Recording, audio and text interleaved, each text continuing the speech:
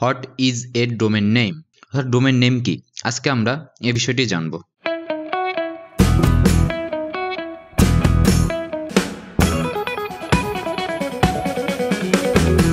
তো domain name is a human friendly converted IP address for websites that allows people to easily visit web pages।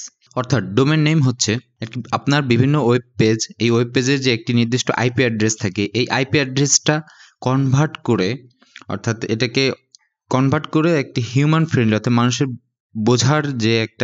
বোঝার উপযোগী একটা নাম দেওয়াটাই হচ্ছে ডোমেন নেম। আইপি অ্যাড্রেস হচ্ছে কিছু ইউনিক সেট অফ নাম্বার যেগুলো প্রত্যেকটা সাইটকে আলাদা আলাদাভাবে ডিফাইন করে। আইপি অ্যাড্রেস সবসময় ইউনিক হয়, অর্থাৎ কারোর সাথে কারো মিল থাকে না। তো এইখানে একটি আইপি অ্যাড্রেসের উদাহরণ দেওয়া আছে, এইভাবে আর কি কিছু নাম্বার দ্বারাই হচ্ছে ইউনিক সেট, বিভিন্ন নাম্বার আলাদা আলাদা, এগুলো দিয়ে হচ্ছে আইপি অ্যাড্রেসগুলো লেখা হয়। কিন্তু সমস্যা হলো আইপি অ্যাড্রেস অনেকগুলো আলাদা আলাদা নাম্বার হয়, দেখতেই পাচ্ছেন, এবং একসাথে অনেকগুলো নাম্বার থাকে, যেমন এখানে 103, 230, 104, 222, এভাবে অনেকগুলো নাম্বার থাকে একসাথে। তো এখন যদি এমন হয় যে আপনার অনেকগুলো ওয়েবসাইট ভিজিট করা লাগবে, তাহলে আপনাকে সেই সকল ওয়েবসাইটের আইপি অ্যাড্রেস মনে রাখতে হবে, অথবা আপনার বাবার সেই পুরনো ছোট নোটবুকটা খুঁজতে হবে যেখানে আপনার বাবা অনেকের নাম সহ ফোন নাম্বার লিখে রাখতো। সেখানে আপনি যখন আইপি অ্যাড্রেস সহ ওয়েবসাইটের নাম লিখতে পারেন এবং সেই অনুযায়ী ওয়েবসাইট ভিজিট করতে পারেন আপনার বাবার সেই নোটবুকে। কিন্তু আমার মনে হয় আপনার বাবার সেই নোটবুক হারিয়ে গিয়েছে। তো এখন কি করা যায়? আচ্ছা, কিছুই করতে হবে না, কারণ আমরা এখন অনেক মডার্ন ওয়ার্ল্ডে বাস করি এবং এই মডার্ন ওয়ার্ল্ডে সব কিছুই আমাদের অনেক ইজি। আর এখানে ডিএনএস অর্থাৎ ডোমেন নেম সিস্টেম, এইটা ডোমেন নেম সিস্টেম, সে আমাদের এই কাজটা অনেক ইজি করে দিবে।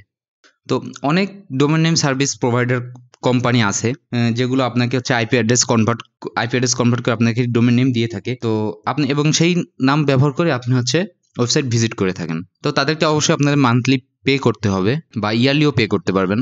তো আপনি চাইলে বিভিন্ন ওয়েবসাইটের আইপি অ্যাড্রেস ব্যবহার করে বিভিন্ন ওয়েবসাইট ব্যবহার করতে পারবেন। তো যেমন ধরুন আমি এখানে একটি আইপি অ্যাড্রেস ওয়েবসাইট নিয়ে রেখেছি। তো যেমন এখানে যে আমরা সাধারণত আমাদের দেশের হচ্ছে বিভিন্ন বোর্ড এক্সামের হচ্ছে রেজাল্ট দেখে থাকি। তো এটার আইপি হচ্ছে আপনার এটা, যেটা আমি উদাহরণে দিয়েছি। তো এটাকে যদি আমি কপি করে আমরা এখানে পেস্ট করে যদি ভিজিট করি, তো দেখুন সাথে সাথে এই ওয়েবসাইটে চলে আসতে পারছি আইপি অ্যাড্রেসটা ব্যবহার করে। কিন্তু এটার মেইন নাম হচ্ছে এই যে educationalresults.gov.bt এটা।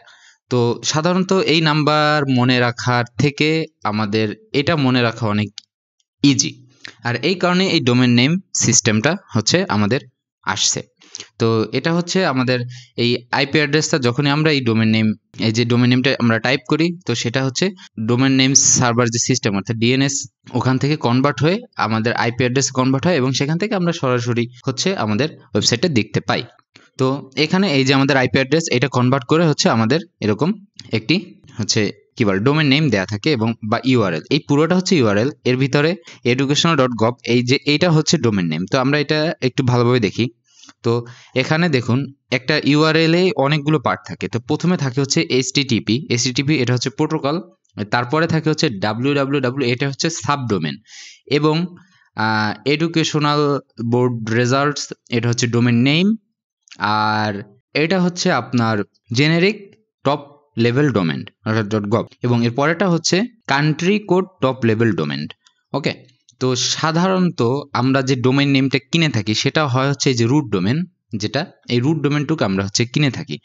এখন আবার এখানে এবং আমাদের যে টপ লেভেল যে ডোমেনটা আছে অর্থাৎ এখানে যে গভ, তো সাধারণত গভ আপনি এটা কিনতে পারবেন, এটার আলাদা কিছু শর্ত আছে। তো আমরা সাধারণত যে সব টপ লেভেল ডোমেন দেখতে পাই সেটা হচ্ছে .com, .org.co, এই টপ লেভেল ডোমেনটা আমরা দেখতে পাই, যাতে জেনারিক টপ লেভেল ডোমেন।